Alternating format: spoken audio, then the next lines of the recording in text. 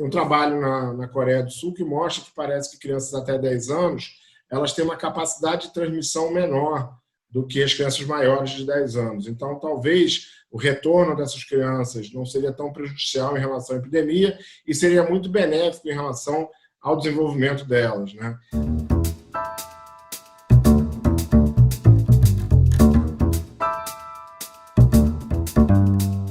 Olá, bem-vindos ao canal Leila Richas Mais. Nossa entrevista hoje é com o infectologista Alberto Chebabo. Ele é vice-presidente da Sociedade Brasileira de Infectologia e diretor médico do Hospital Clementino Fraga Filho, da UFRJ. Olá, doutor Chebabo. Olá, Leila, tudo bem? É um prazer estar com você hoje. Obrigada por aceitar nosso convite. Doutor Chebabo, nesse final de semana, a epidemia do coronavírus bateu um novo recorde no número de mortes. E também foram muitos novos casos. O que está acontecendo? Onde nós estamos falhando mais na gestão dessa crise sanitária? Bom, na realidade, o que está acontecendo é que a gente está tendo uma epidemia crescente ainda em alguns estados, principalmente no sul do Brasil, né, e na região centro-oeste. E mesmo nos estados onde a gente já estava tendo uma queda importante no número de casos, que foram os estados que começaram inicialmente no curso da epidemia, a gente está tendo uma reabertura e uma reexposição das pessoas, fazendo com que também essas pessoas mais pessoas acabem se infectando, né, e acabem engrossando mais esses números. Então, você tem uma junção de epidemia ainda no pico em alguns estados, e mesmo nos estados onde a gente já tinha um certo controle, uma retomada do número de casos pela retomada também da abertura, né, do isolamento, as pessoas se expondo mais. Então, essa reabertura da economia, na sua opinião, foi precipitada? Poderíamos ter esperado mais? Porque São Paulo acabou de anunciar que vai abrir mais ainda, no dia de hoje. Quer dizer, o Rio de Janeiro, que estava numa posição estável, passou para a zona de classificação alta. Então, eu não acho que a reabertura foi inadequada no seu início, né? O momento de fazer a reabertura era aquele mesmo, né? Aqui no Rio de Janeiro, por exemplo, quando os dados mostravam que já havia um controle importante da epidemia. O problema é a forma como ela foi feita, que foi de uma forma muito desorganizada, muito rápida, uma retomada muito mais rápida do que se recomenda, né? Quando a gente pega os dados de outros países, a gente vê que a gente aqui no Brasil, no Rio de Janeiro, mesmo em São Paulo, a gente estava retomando atividades que mesmo na Europa, que estavam há mais tempo, né, com controle há mais tempo, porque a epidemia aconteceu primeiro lá do que aqui, ainda não tinham sido realizadas lá na Europa, né? Então, isso faz com que essa desorganização, um número muito grande de pessoas acaba se expondo, e aí a gente acaba tendo esse evento adverso, né, esse efeito colateral de você voltar a ter casos acontecendo, aumentando o número de transmissão acontecendo, né? E talvez, eu não sei, eu lhe pergunto, dava para abrir sem aumentar a testagem? A falha na testagem ainda é grande no Brasil? Esse é um dos problemas graves aqui no Brasil, né, que é a gente não conseguir testar adequadamente toda a população infectada e os contactantes, né? Desde o início da epidemia, a gente tem uma deficiência muito grande de testagem. A gente sabe que o número de casos relatados, notificados, significa aí 10, 15% mais ou menos do número real de casos, né? Então a gente tem aí 85%, 80%, 85% ou até mais dos casos que não foram detectados. E esse movimento de reabertura, sem você conseguir também testar adequadamente, analisar, dificulta ainda mais você ter esse controle. Você acaba dependendo de dados que não são tão finos assim, né, para avaliar essa reabertura. Então, por exemplo, número de internações, número de óbitos, isso normalmente só acontece quando você já tem um número muito grande de casos acontecendo, né, que você conseguiria detectar mais rapidamente se a gente conseguisse ter capacidade de testagem maior. Mas esse é um problema que tem desde o começo, né? A gente não conseguiu resolver no país. A checagem da temperatura com aquele revolvinho na entrada de lojas, bares, ambientes fechados, adianta alguma coisa? Na verdade, isso tem uma eficácia muito baixa em termos de controle, porque grande parte das pessoas não tem febre, né? Não vai ter febre. Você vai conseguir detectar aqueles que vão evoluir com febre, mas boa parte da população não tem febre, que faz doença, né? Agora, ele serve como uma forma de você dizer, olha, estamos fazendo algum tipo de controle aqui, né? Então, se você tiver sintomático e tal, né, não venha. Quer dizer, funciona muito mais como uma forma de dizer, olha, isso aqui a gente está de olho, não entre aqui se você tiver sintomático, não venha fazer compras, ou não venha na farmácia, não entre no meu shopping, né, se você tiver algum sintoma e tal. Agora, dali a dizer que aquilo ali vai fazer um filtro muito grande, realmente não é a verdade, porque várias dessas pessoas que vão evoluir com doença não têm febre. Então, você perde percentual de pessoas ali, né? E os assintomáticos, muitos, a maioria não sabe que está contaminada, né? Eu acho Sim. que esse é o grande problema. Você não sabe que está, e aí não pode ainda não estar com febre, né? Como você mesmo disse. Agora, é seguro reabrir as escolas agora, nesse momento? Já é seguro? Essa questão das escolas é uma controvérsia muito grande. No mundo inteiro, se tem discutido bastante isso, porque você tem que pesar, né, a questão da dificuldade que a criança e o adolescente tem para aprender, né, online, né? É muito difícil. Imagina alfabetizar uma criança online. Então, essas dificuldades todas e a questão da interação, né? A criança não vai para a escola só para aprender a ler e escrever ou para aprender matemática, ela também vai para ter interação com outras crianças, para aprender o convívio social. Tudo isso faz parte do crescimento, do amadurecimento da criança. Então, e você tem que pesar, por outro lado, o risco de transmissão, né? E o risco de você aumentar essa capacidade de transmissão e voltar a alimentar a epidemia, por exemplo. Isso não foi testado em a maior parte dos lugares, porque mesmo na Europa, né, as escolas elas voltaram por um tempo muito curto, porque estava muito próximo das férias escolares já. Então, as escolas voltaram um mês e pouco, depois pararam porque entrou em férias, né? Tem um trabalho na Coreia do Sul que mostra que parece que crianças até 10 anos elas têm uma capacidade de transmissão menor do que as crianças maiores de 10 anos. Então, talvez o retorno dessas crianças não seria tão prejudicial em relação à epidemia e seria muito benéfico em relação ao desenvolvimento delas, né? Agora, isso precisa ser testado, né? E na realidade, isso vai ser testado aqui no Hemisfério Sul, que é onde ele está no início do ano escolar, né? Já que a gente parou bem no começo, março, né? Quando a gente estava começando a retornar ao ano escolar, a gente parou. E agora a gente vai começar quase que do zero. Então, a gente vai ver esse impacto, na realidade, agora aqui no Brasil, nos países aqui da América do Sul, principalmente, do Hemisfério Sul, que são os países que hoje vão voltar a ter atividades escolares de alguma forma, em algumas regiões, algumas cidades, em alguns países também, né, para testar essa hipótese. E o vírus pode ser reintroduzido em lugares onde a situação já estava controlada. Pode acontecer isso? Pode acontecer. Na realidade, a gente já está vendo aqui no Rio de Janeiro, por exemplo, um aumento do número de casos pequeno, mas já está tendo um aumento do número de casos. Isso antes mesmo das escolas voltarem, né?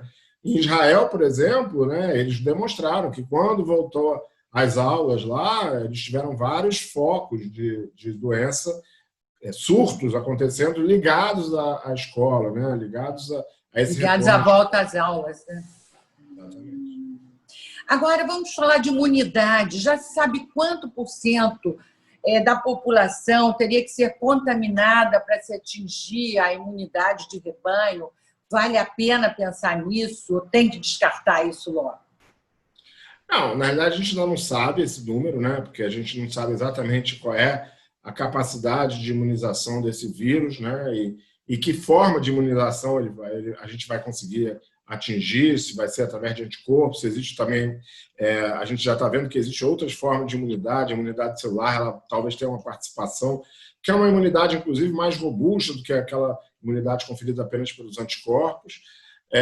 Mas o que já se sabe é que aqueles cálculos iniciais que você precisaria ter 60%, 70% da população imunizada para você ter imunidade de rebanho são exagerados. Na realidade, a gente tem visto que é provável que com 30% ou 40%, esse número ainda não está muito bem definido, a gente já consiga uma imunidade de rebanho, porque a gente está vendo que essa imunidade celular ela tem um papel importante e que provavelmente algumas pessoas já têm, inclusive, imunidade prévia, não se infectaram, mas já têm algum tipo de imunidade prévia. E a gente também vê que cidades, né, e países onde o percentual da população de 8%, 10% mais ou menos da população acometida, já tiveram uma queda muito importante do número de casos, né? Existe ainda a epidemia acontecendo e tal, mas não naquele volume que a gente tinha no início. Então, o que a gente está vendo é que provavelmente esses números vão ser mais baixos, né? E isso é um bom sinal, inclusive em relação à vacina. Tá certo.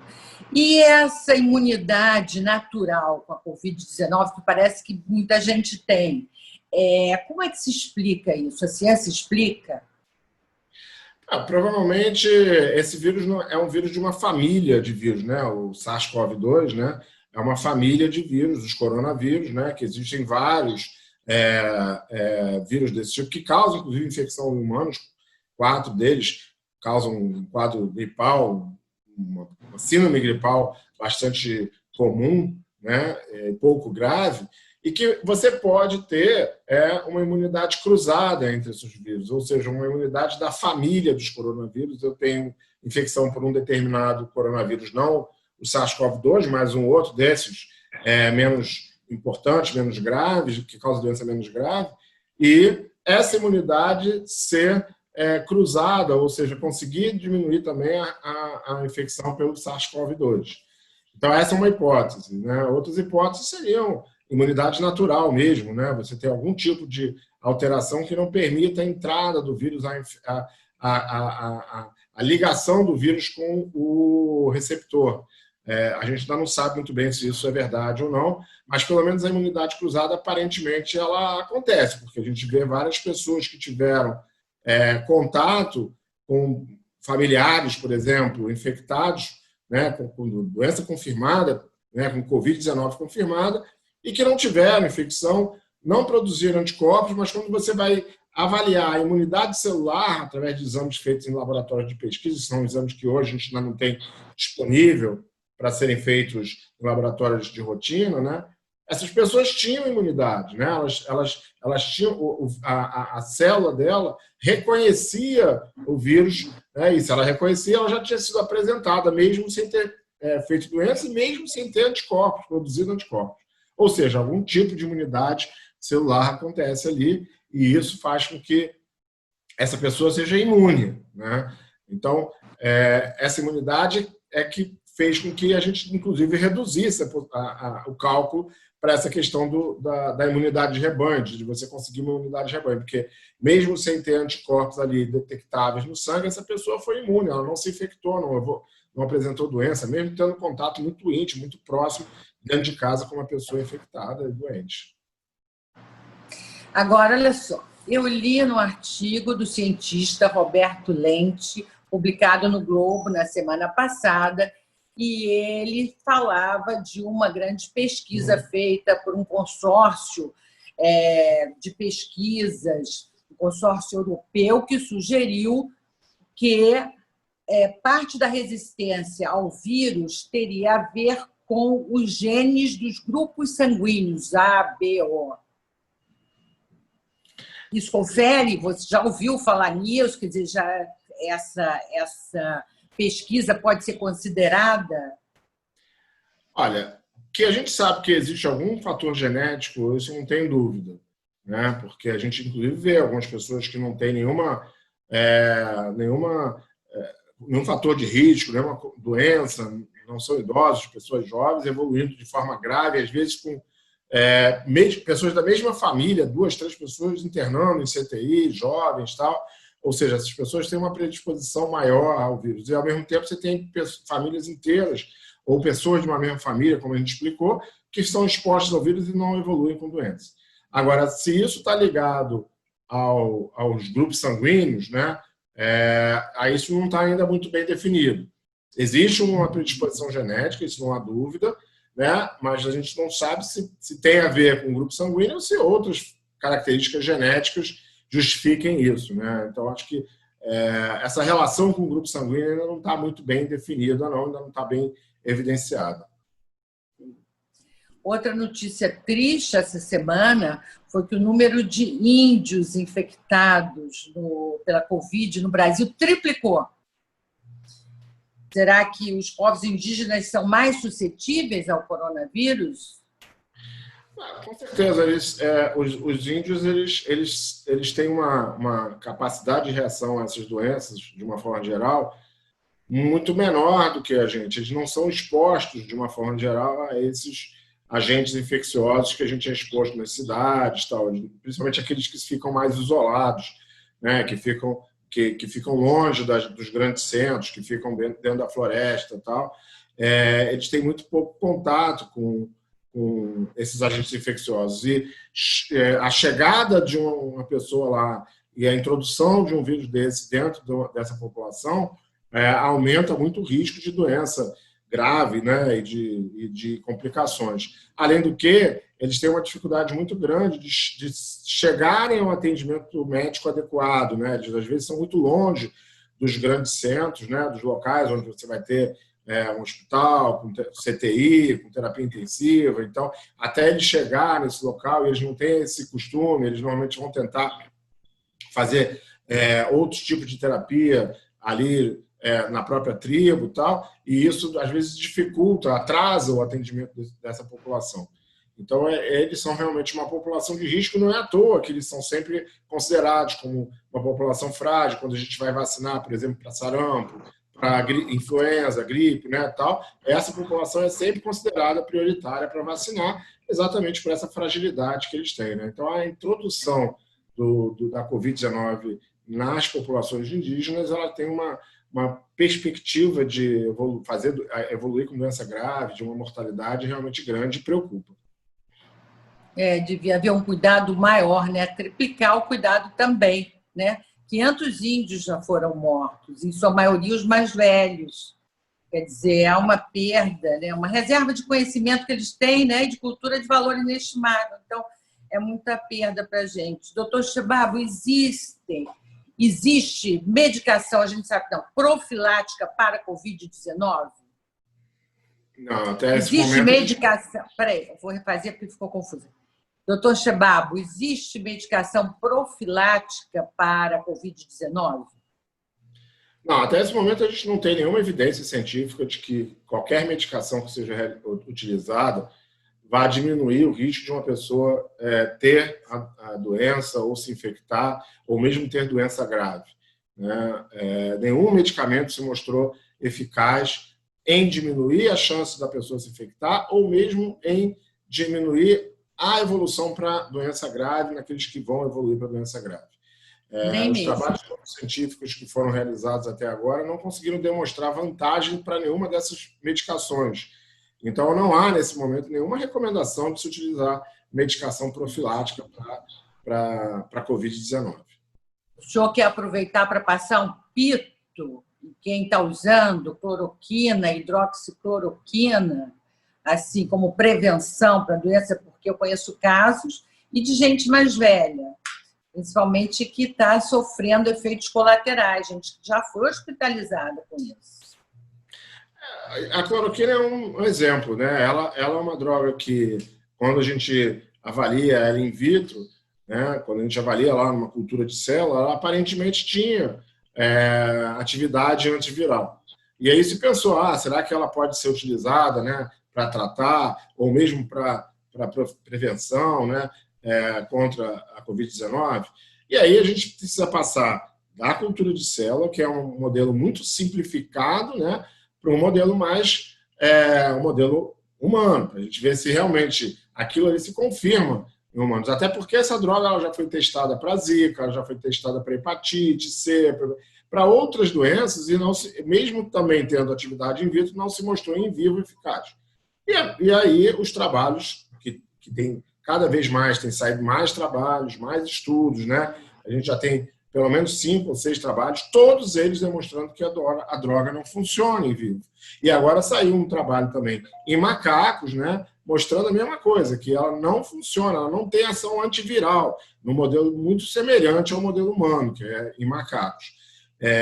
Porque uma coisa é a cultura de célula, é muito simples, você coloca ali aquela droga numa cultura, né, uma concentração que você coloque ali, não tem nenhuma barreira, não tem que ter absorção pelo estômago, não passa pelo estômago, não tem absorção intestinal, não tem o sistema imunológico, nada disso. Esse é um desafio muito simples. Funciona ou não funciona? A partir dali, depois, você tem que ir para um desafio maior, que é todas essas barreiras que eu coloquei para você, a droga tem que vencer para chegar até o vírus, né?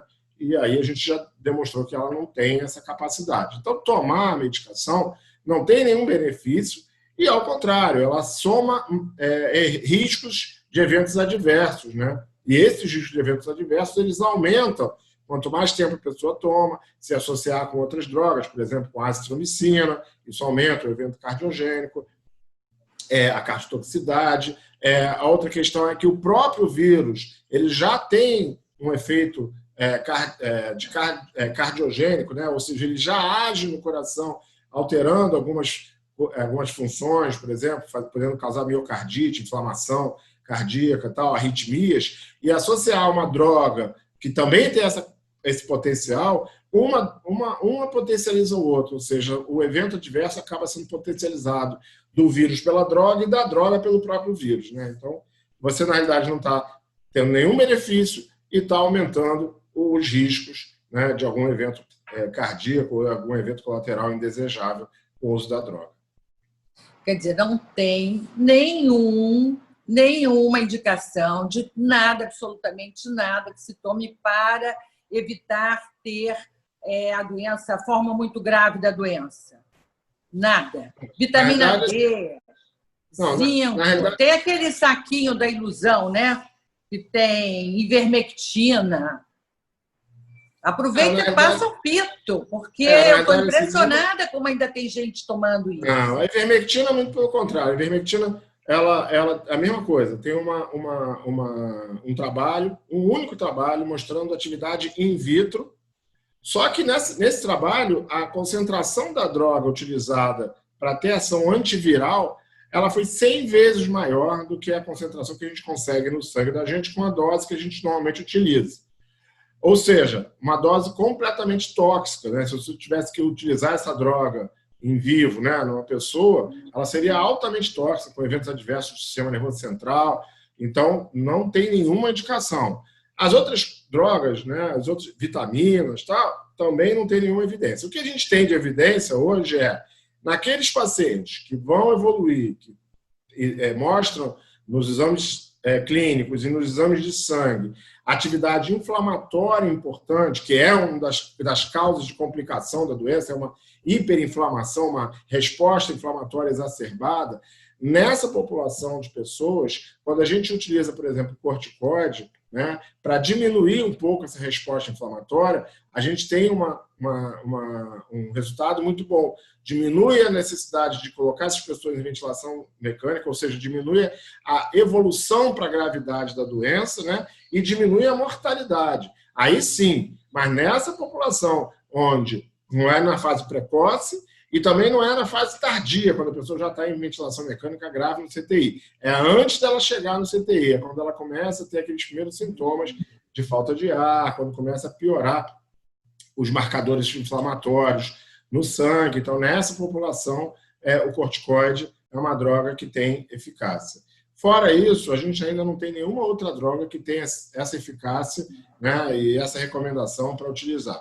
Nos Estados Unidos tem o Remdesivir, que eles estão testando, né, uma droga que pouco provável que chegue no Brasil, né, porque os Estados Unidos já comprou quase toda a produção, nem na Europa eles estão conseguindo utilizar, e mesmo assim ainda não tem uma atividade comprovada 100%. Saiu um estudo preliminar mostrando que ela diminuiu a evolução para doença grave em um percentual de pacientes, mas não teve impacto na mortalidade, que é o mais importante, né? E a gente precisa ainda de mais dados para ter certeza que essa droga realmente vai funcionar.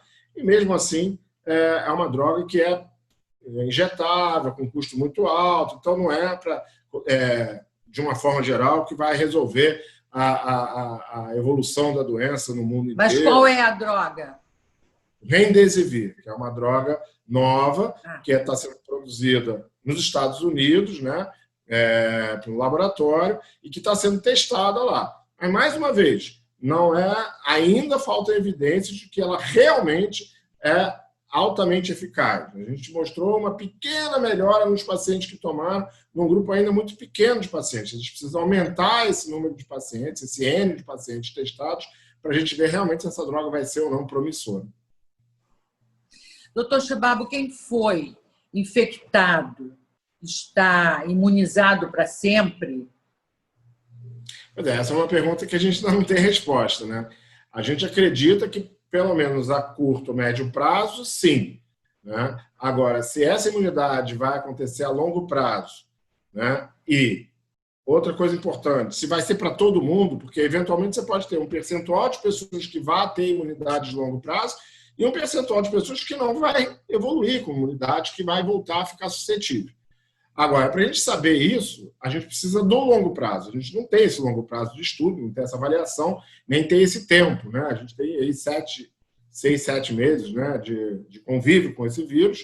A gente ainda não sabe, não tem 1 ano de acompanhamento, 2 anos de acompanhamento, para saber qual é o percentual da população que vai ter imunidade ou não, que se infectou e que vai evoluir com imunidade, ou não, se isso vai acontecer com todas as pessoas, se vai acontecer com ninguém, ou se vai acontecer com um percentual X da população, que a gente também não sabe qual vai ser.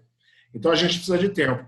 Eu sempre digo isso, né? A ciência ela precisa de tempo para dar as respostas. As respostas sempre vão vir pela ciência, né? Quando a gente faz estudos, quando a gente faz quando a gente tem a capacidade de avaliar as nossas experiências através da ciência, de estudos, né, organizados, estruturados, a gente vai ter a resposta. Só que ela demora, ela não acontece de uma hora para outra, ela precisa de tempo. A ciência precisa desse tempo para poder dar essas respostas, a gente vai tê-las, mas daqui a alguns meses. E, na sua opinião e intuição, em quanto tempo sai a vacina? Olha, a gente já tem 4 ou 5 vacinas agora, né, que estão já evoluindo em fase 3 de estudo, que é, teoricamente, a última fase de estudo antes de se liberar, se for tudo certo, né, se tudo der certo, essas vacinas para utilização. Esses estudos de fase 3, eles normalmente vão precisar agrupar o número e testar a vacina para um número muito grande de pessoas e acompanhar durante um tempo, né, normalmente 4, 5, 6 meses, essas pessoas, para ver a produção de anticorpos e se a vacina vai ou não evitar que essas pessoas, por exemplo, que não tiveram a doença, se infectem, comparado, por exemplo, um grupo que tomou a vacina e outro grupo que tomou uma vacina que não tem nada a ver ou que tomou um placebo, né? Então, isso vai demorar alguns meses. O que a gente espera é que no primeiro semestre do ano que vem, talvez na metade do primeiro semestre de 2021, a gente já tenha a vacina disponível. Certamente, a gente não vai ter vacina disponível para todas as pessoas do mundo, né? São 7 bilhões de pessoas no mundo, né? Ninguém vai ter essa capacidade de produção de, em uma semana, vacinar 7 bilhões de pessoas, mas a gente vai tendo a vacina disponível aos poucos, né? Até chegar, e vai começar a vacinar inicialmente os grupos prioritários, tal, até que a gente consiga ter disponibilidade para todo mundo. Então, o que eu tenho falado é o seguinte: a vacina vai estar lá disponível, provavelmente já no primeiro semestre de 2021. Agora, se todo mundo vai conseguir se vacinar até o final do primeiro semestre, até o final de 2021, a gente vai precisar ver a capacidade de produção e o número de pessoas, de vacinas que vão estar disponíveis. Quantas vacinas vão dar certo nesses estudos, quantas vão estar disponíveis para a gente ver essa capacidade de produção e de oferta dessa vacina, distribuição no mundo inteiro. E até tomar a vacina, o que a gente deve fazer? Uso de máscara até lá, para sempre? Isolamento social? O que a gente deve fazer até chegar a vacina? Principalmente os idosos, né? Eu pergunto porque eu sou do grupo de idosos e fico muito preocupada. Olha, a gente tem visto agora alguns países, né, que fizeram um bom controle, né, da doença, né, conseguiram reduzir a presença da população, né, a transmissão de uma forma adequada da doença no país, ou naquela região, ou naquela cidade, e que agora, com a liberação, voltam a ter de novo aumento de casos. A gente está vendo isso agora em Barcelona, já viu isso no Japão, está vendo na Austrália, né? O que acontece? O vírus continua circulando, né? A gente sabe que todas essas medidas de quarentena, de isolamento social, elas têm uma capacidade de retardar a evolução da doença, né? Fazer com que a gente possa atender os pacientes que cheguem ao hospital, né, numa frequência menor do que quando a gente explode, faz uma explosão, como aconteceu, por exemplo, em Manaus, ou mesmo aqui no Rio de Janeiro, né, quando a gente teve um momento de um pico muito grande de casos, né, levando até a um certo colapso do sistema de saúde. Porém, né, nesses países que tiveram esse controle, quando você volta a liberar, você volta a expor as pessoas e as pessoas voltam a se infectar e voltam a aumentar. O que a gente tem que fazer? Manter, ninguém vai ficar em casa trancado até ter uma vacina, mas manter os cuidados, principalmente, né, em relação a essa exposição. Primeiro, evitar fazer atividades com alta aglomeração, com alto risco, que façam com que você fique exposto muito ao vírus. Então, ir a bares, locais com muita aglomeração, né, ficar em grupos muito grandes, festas, tal, isso a gente tem que evitar até que a gente consiga realmente ter uma vacina adequada. Agora, as outras atividades que são essenciais, né, você sair para fazer uma compra, ir no mercado, ou mesmo às vezes ir num shopping que você precisa comprar um determinado bem, uma determinada roupa, tal, fazer com cuidado, né? Usando máscara, tentando manter um distanciamento das pessoas, evitar estar muito próximo das pessoas, se a loja estiver muito cheia, não entra, fazer a higienização das mãos frequentes com álcool gel, ou seja, todas aquelas medidas que a gente tem feito nas últimas semanas, nos últimos meses, a gente vai ter que manter na nossa vida, né? E voltando a atuar, a trabalhar, se for necessário e tal, com os cuidados, né, diminuindo essa aglomeração, até que a gente consiga realmente ter uma vacina que proteja a gente, porque a única proteção que a gente vai ter contra o vírus é a gente conseguir ter anticorpos, e os anticorpos só vão vir ou se você fica doente, ou se você for vacinado quando a gente tiver uma vacina. Doutor Alberto Chebabo, infectologista, muito obrigada pela entrevista, pelas informações tão importantes para a gente ter um norte, né, nesse momento de crise sanitária. Obrigada. Um grande abraço. Um abraço, Leila. Obrigado aí pela oportunidade e se cuidem todos. E para você que nos assistiu, se gostou, dá o seu like, se inscreva no canal, volte sempre, tem sempre uma boa entrevista para você. Até a próxima.